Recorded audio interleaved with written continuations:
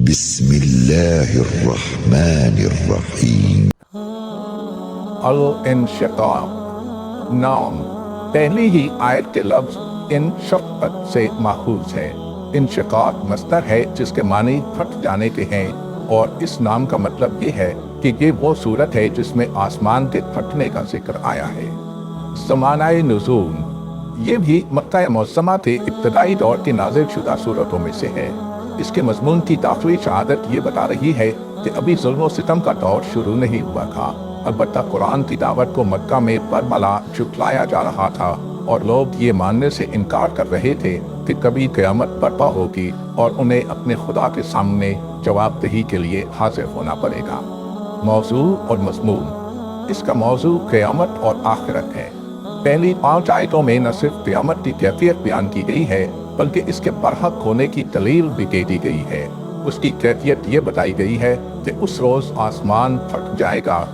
زمین پھیلا کر ہموار میدان بنا دی جائے گی، جو کچھ زمین کے پیٹ میں ہے یعنی مردہ انسانوں کے اجزائے بدن اور ان کے اعمال کی شہادتیں سب کو نکال کر وہ باہر پھینک دے گی، حتیٰ کہ اس کے اندر کچھ باقی نہ رہے گا۔ اور اس کی دلیل یہ دی گئی ہے کہ آسمان و زمین کے لیے ان کے رب کا حکم یہی ہوگا، اور چونکہ دونوں اس کی مخلوق ہیں اس لیے وہ اس کے حکم سے سرتابی نہیں کر سکتے۔ ان کے لیے حق یہی ہے کہ وہ اپنے رب کے حکم کی تعمیل کرے۔ اس کے بعد آیت 6 سے 19 تک بتایا گیا ہے کہ انسان کو خواہ اس کا شعور ہو یا نہ ہو، بہرحال وہ اس منزل کی طرف چار و ناچار چلا جا رہا ہے جہاں اسے اپنے رب کے آگے پیش ہونا ہے۔ پھر سب انسان 2 حصوں میں بٹ جائیں گے، ایک وہ جن کا نامہ اعمال سیدھے ہاتھ میں دیا جائے گا، وہ کسی سخت حساب فینی کے بغیر معاف کر دیے جائیں گے۔ دوسرے وہ جن کا نامہ اعمال پیٹھ کے پیچھے دیا جائے گا، وہ چاہیں گے کہ کسی طرح انہیں موت آ جائے، مگر مرنے کے بجائے وہ جہنم میں جھونک دیے جائیں گے۔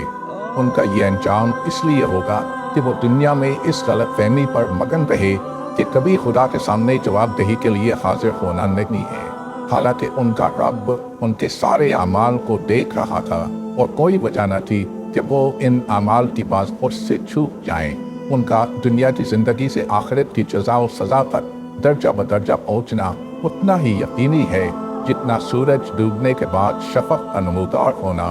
دن کے بعد رات کا آنا، اور اس میں انسان اور حیوانات کا اپنے اپنے بسیروں کی طرف پلٹنا، اور چاند کا ہلال سے بڑھ کر ماہ کامل بننا یقینی ہے۔